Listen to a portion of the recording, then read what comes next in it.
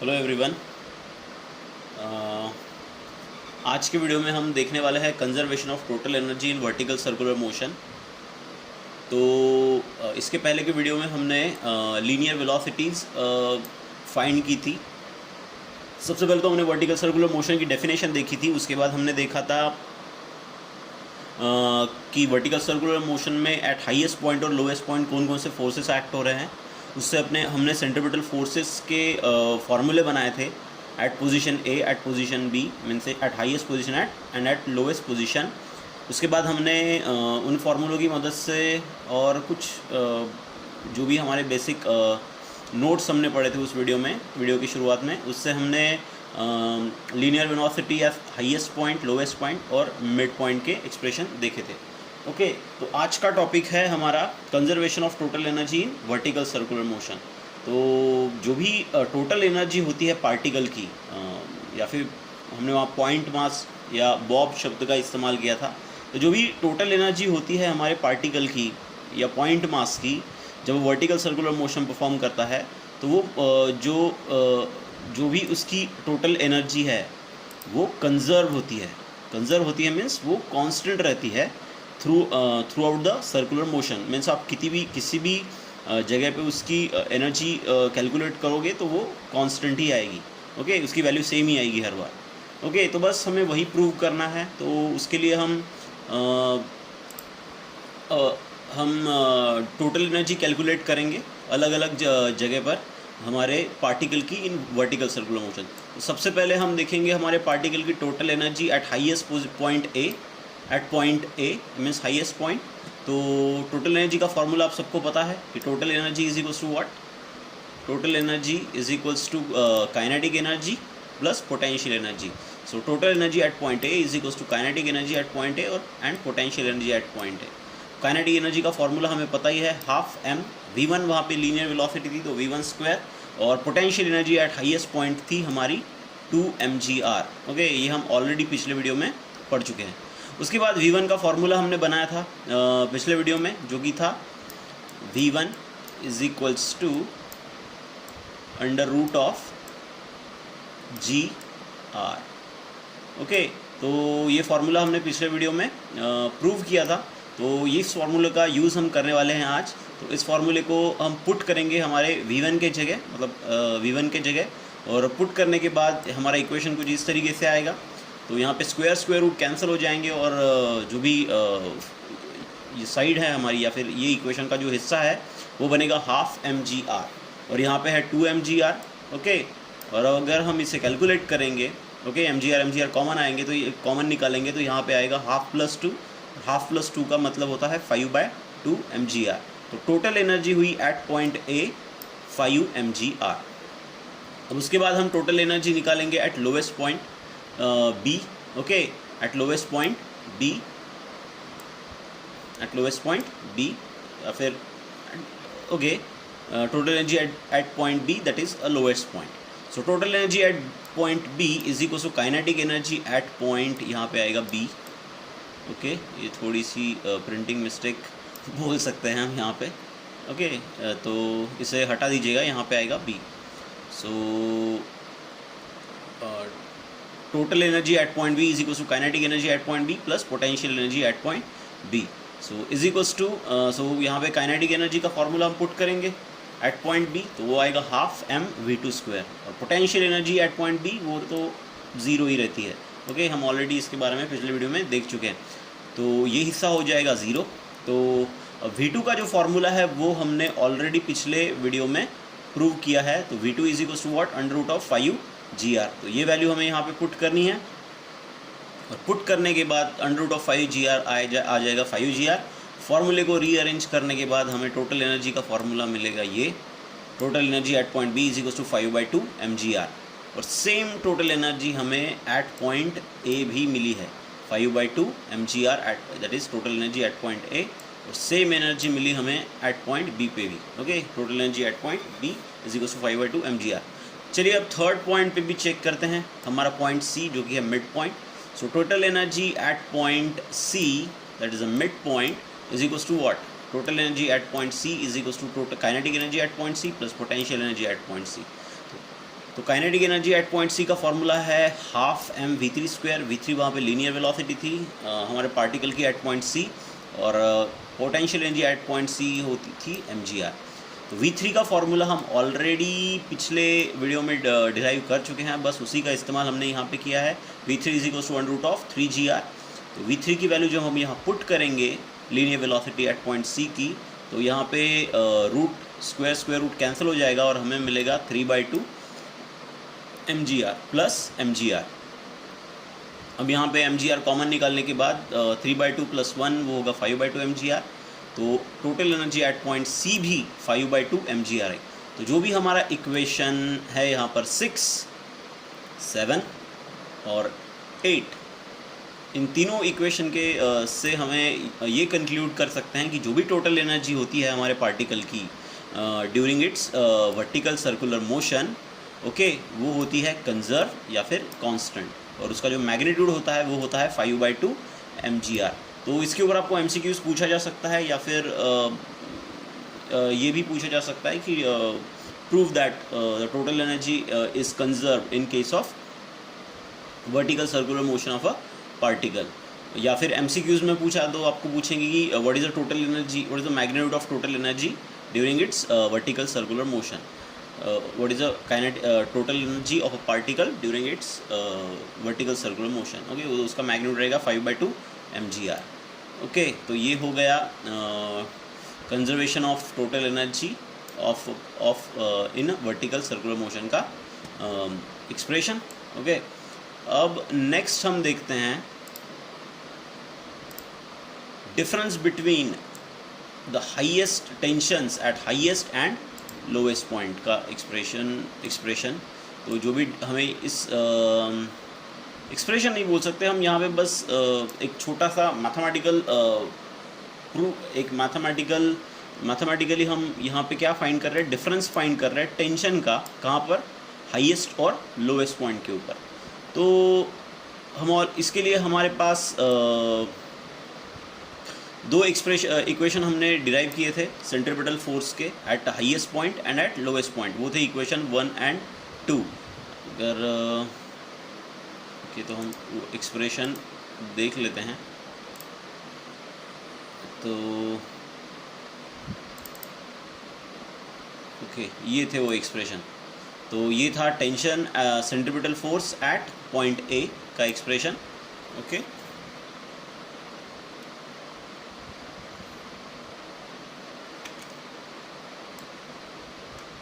ए यहाँ पर ये हुआ सेंट्रीपिटल फोर्स एट पॉइंट ए का एक्सप्रेशन। हमने यहाँ पे T1 की वैल्यू फाइंड की है, तो mg को हमने इस तरफ भेज दिया। उसके बाद ये हुआ centripetal force at point B का, मीन्स लोएस्ट पॉइंट का एक्सप्रेशन। और यहाँ पे टेंशन T2 फाइंड करने के लिए हम mg को यहाँ से इस तरफ से, हम mg को इस तरफ से इस तरफ भेज देंगे। तो ये इक्वेशन बनेगा T2 is equals to mv2 square r plus mg। Okay,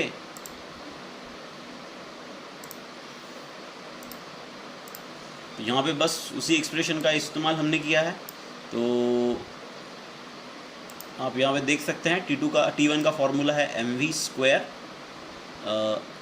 T1 का फॉर्मूला है mv square mv1 square by r minus mg, और T2 का फॉर्मूला है mv2 square by r plus mg।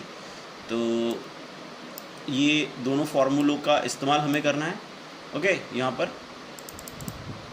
तो हमें डिफरेंस फाइंड करना है टेंशन एट हाईएस्ट पॉइंट और लोएस्ट पॉइंट का। So tension eight highest point is T2 and tension eight lowest point tension eight highest point is T1 and tension eight lowest point is T2। तो हम यहाँ पे क्या करेंगे, equation 10 - 9 करेंगे, मतलब हम T2 - T1 फाइंड करने वाले हैं।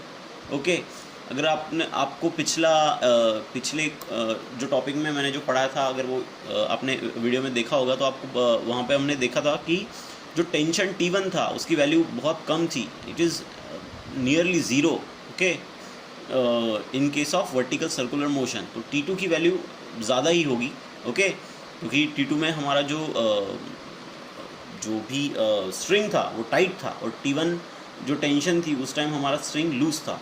तो टेंशन T2 हमेशा टेंशन T2 जो है वो हमेशा ज़्यादा रहेगा टेंशन T1 से। ओके, हम कल पिछले वीडियो में इसको डिस्कस कर चुके हैं। ओके, फिर से एक बार बता देता हूँ कि टेंशन T2 लोएस्ट पॉइंट का टेंशन है जिस टाइम हमारा स्ट्रिंग टाइट था, और T1 वो टेंशन हाईएस्ट पॉइंट है जिस टाइम हमारा जो स्ट्रिंग था वो लूज था।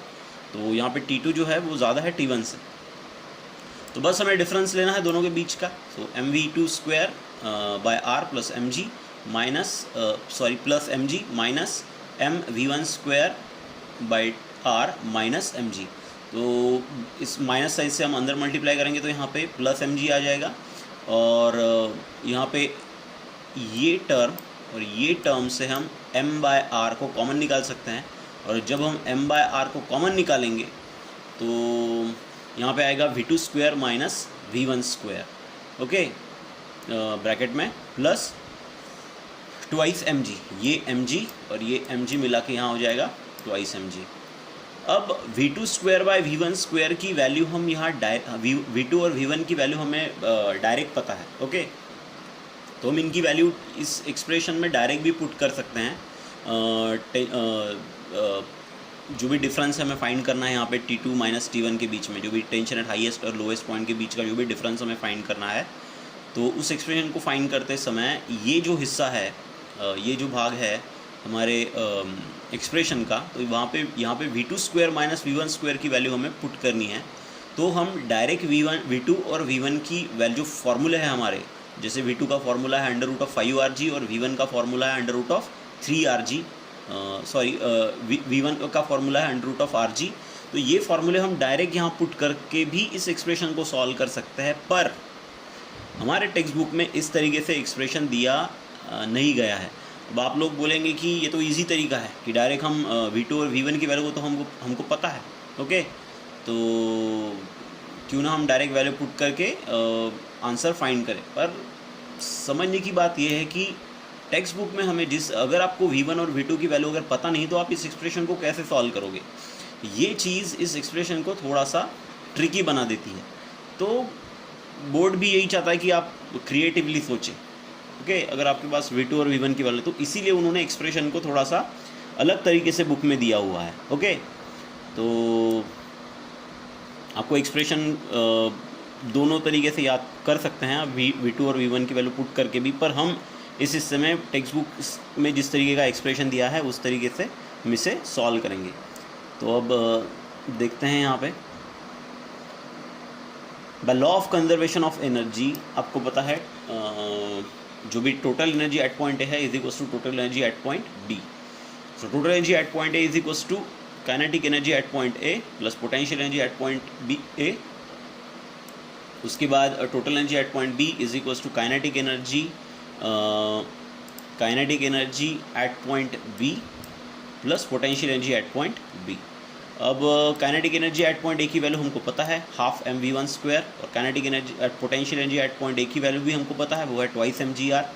Kinetic energy at point B की वैल्यू भी हमको पता है, वो है हाफ mv2², और potential energy at point B है वो है 0। तो अब यहाँ पे क्या करेंगे, हमें v2 माइनस v1 फाइंड करना है। तो हम इस टर्म को यहाँ से शिफ्ट करके इस तरफ लेके जाएंगे। ओके, तो यहाँ पे आएगा 2 mgr is equals to half mv2² minus half mv1²। और अब यहाँ से देख सकते हैं कि हाफ m और हाफ m कॉमन निकलता है, तो उससे हमने कॉमन निकाला, और यहाँ पे आएगा v2² माइनस v1²। तो यहाँ पे हमारा जो m कैंसिल हो जाएगा, ये 2 जाएगा इस तरफ, तो ये 2 मल्टीप्लाई होगा इस 2 से, और यहाँ पे आएगा 4gr। तो v2² माइनस v1² का जो वैल्यू आएगा यहाँ पे वो आएगा 4gr। तो ये 4gr की वैल्यू हम पुट करेंगे हमारे इस इक्वेशन 11 में यहाँ पर।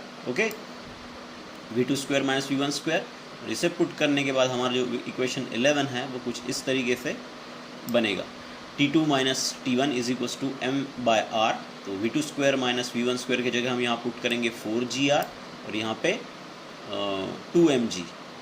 ओके, तो यहाँ पे क्या होगा, हमारा ये r ओके, और ये r हो जाएगा कैंसिल, तो ये हो जाएगा 4mg, ओके, और 2mg साथ में है ही, तो 4mg plus 2mg is equal to आएगा 6mg, ओके। तो ये है हमारे टेंशन बिटवीन हाईएस्ट पॉइंट और लोएस्ट पॉइंट का expression, T2 minus T1 is equal to 6mg आता है, ओके। तो मैं आपको इस एक्सप्रेशन में हमने टेंशन के बीच का डिफरेंस निकाला, टेंशन एट हाईएस्ट और लोएस्ट पॉइंट के बीच का डिफरेंस, तो वो आया इज इक्वल टू 6mg, उसका मैग्नीट्यूड आया 6mg। इसके ऊपर भी आपको एक तो MCQs पूछ सकते हैं या फिर आपको पूछेंगे कि prove that tension between highest point and lowest point का जो डिफरेंस है वो 6mg आता है, ओके। तो ऐसे भी आपको पूछ सकते हैं, पर मैं आपको फिर से एक बार बताना चाहूँगा एक एक्सप्रेशन में कि V2 और V1 की वैल्यू डायरेक्ट पुट करके भी आप इस एक्सप्रेशन को सॉल्व कर सकते हैं, लेकिन टेक्स्ट बुक में कुछ इस तरीके से एक्सप्रेशन दिया है कि आपको V2 और V1 की वैल्यू पता नहीं है, तब आप एक्सप्रेशन को किस तरीके से फाइंड करेंगे, ओके। तो इस तरीके से यहाँ पे ये एक्सप्रेशन दिया हुआ है, ओके। अब नेक्स्ट टॉपिक है, हमने टेंशन के दो फॉर्मूले देखे आज अब तक, ओके। तो हमने टेंशन एट हाईएस्ट पॉइंट देखा T1, ओके, और हमने देखा tension eight lowest point T2। दोनों जगह टेंशन की जो वैल्यूज़ थी वो अलग अलग थी।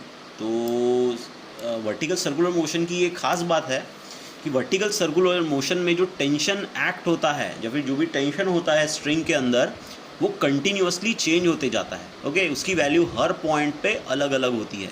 तो पॉइंट ए के ऊपर अलग रहेगी, पॉइंट ए के ऊपर आपको अलग वैल्यू मिलेगी टेंशन की, पॉइंट बी के ऊपर अलग, पॉइंट सी के ऊपर अलग, या कोई भी आर्बिट्ररी पॉइंट अगर आप यहाँ पे कंसिडर करते हैं, यहाँ ले लीजिए या फिर यहाँ ले लीजिए या फिर कहीं पे भी, यहाँ पर या फिर यहाँ पर या यहाँ पर, ओके, तो या फिर यहाँ पर किसी भी जगह ले लीजिए, तो टेंशन की जो वैल्यू रहेगी वो हर बार अलग ही आएगी, क्योंकि जो टेंशन होता है वर्टिकल सर्कुलर मोशन में जो स्ट्रिंग के अंदर, ओके, वो हमेशा चेंज होते जाता है, ओके।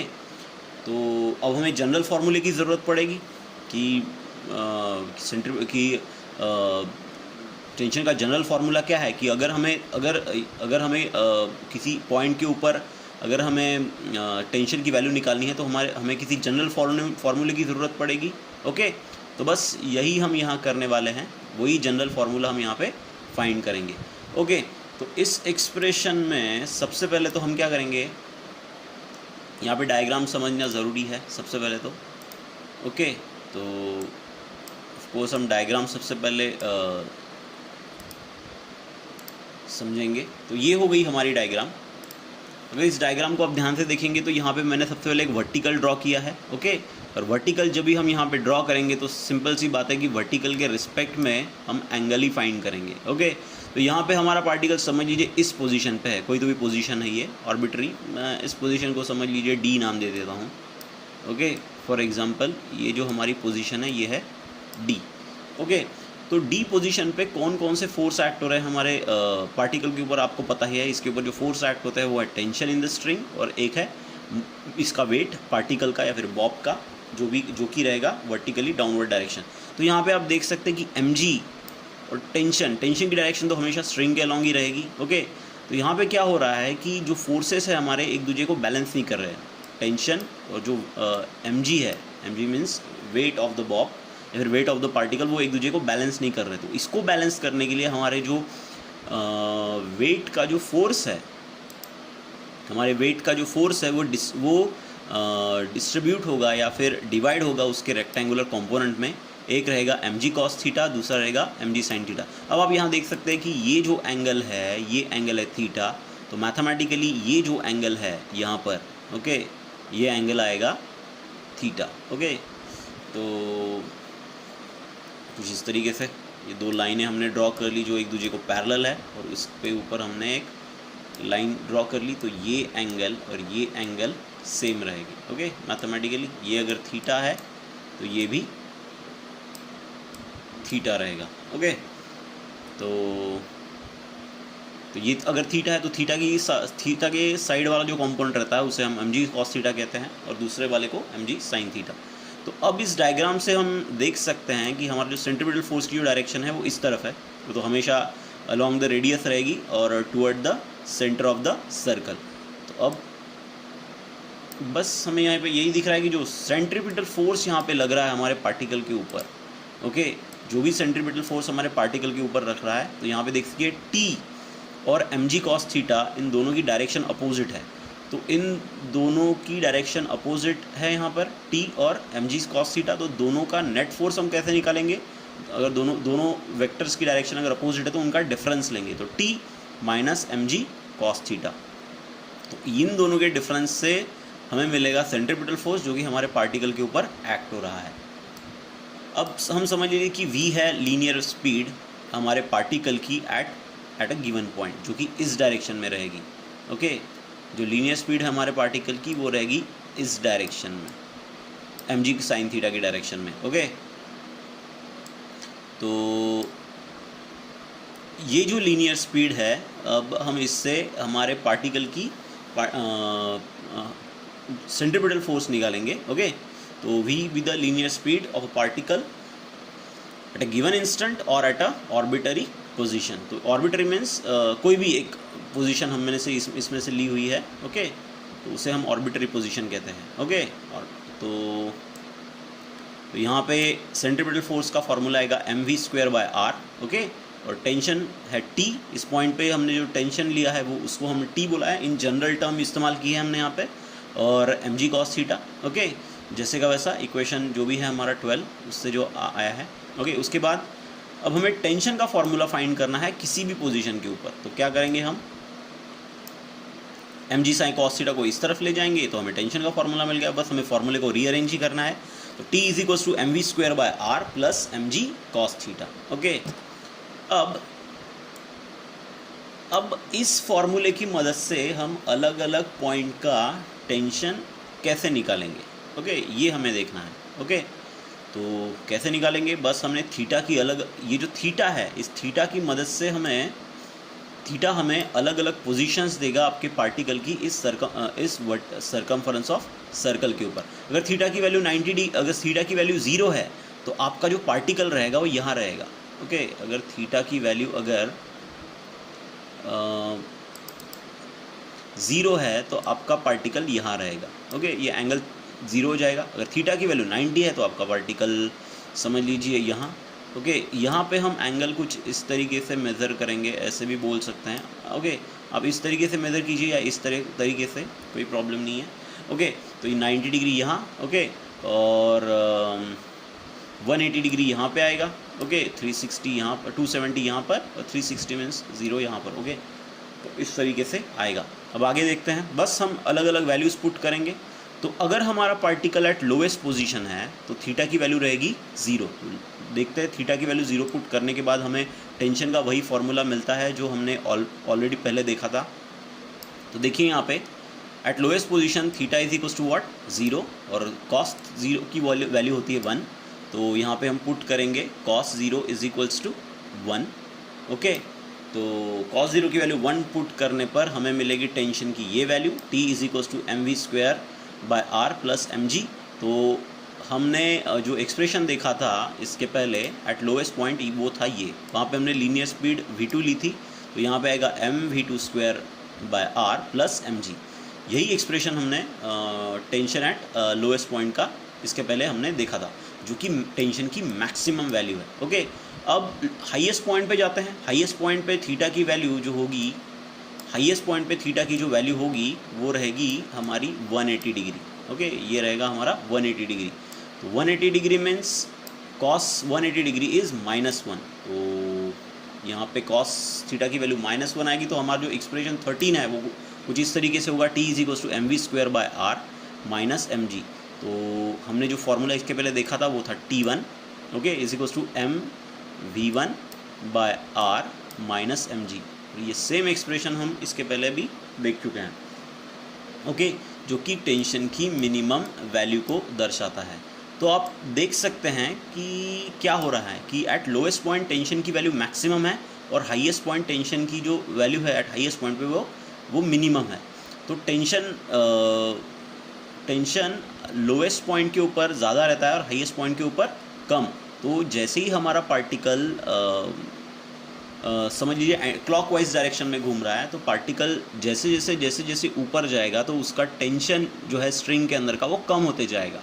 जैसे ही वो हाईएस्ट पोजीशन पे पहुंचा टेंशन ज़ीरो हो जाएगा, और जैसे ही वो फिर से हाईएस्ट से लोअर पोजीशन की तरफ आएगा तो क्या होगा, उसके जो भी स्ट्रिंग के अंदर का टेंशन है वो धीरे धीरे बढ़ता जाएगा और फिर से वो हाईएस्ट उसकी हाईएस्ट वैल्यू को अचीव करेगा एट लोएस्ट पोजीशन। ओके, तो टेंशन की जो सबसे हाई वैल्यू मिलेगी वो मिलेगी आपको लोएस्ट पॉइंट पे, और टेंशन की लो वैल्यू मिलेगी आपको हाईएस्ट पॉइंट पे इन वर्टिकल सर्कुलर मोशन। ठीक है, तो बस यही कंक्लूजन हमने यहाँ पे लिखा है। From bottom means lowest to the highest point magnitude of tension in the string goes on decreasing, और वाइस वर्सा भी बोल सकते हैं कि हाईएस्ट पॉइंट से लोएस्ट पॉइंट की तरफ आएंगे तो बढ़ेगा, और लोएस्ट पॉइंट से हाईएस्ट पॉइंट की तरफ जाएंगे तो टेंशन कम होगा। Okay, that's it for today. तो यहाँ पर हमारा वर्टिकल सर्कुलर मोशन का जो टॉपिक है उसमें से जो पहला जो टॉपिक है जिसमें हमने वर्टिकल सर्कुलर मोशन देखी हमारे पॉइंट ऑब्जेक्ट की, जिसको हमने स्ट्रिंग के मदद से टाई किया था। ओके, तो वो यहाँ पर ख़त्म हो चुका है। ओके, इसके बाद का जो एक्सप्रेशन रहेगा उसमें हम स्ट्रिंग के जगह रॉड का इस्तेमाल करने वाले हैं। ओके, तो थोड़ा सा अलग है वो एक्सप्रेशन। ओके, तो वो हम अगले वीडियो में देखेंगे। Thank you.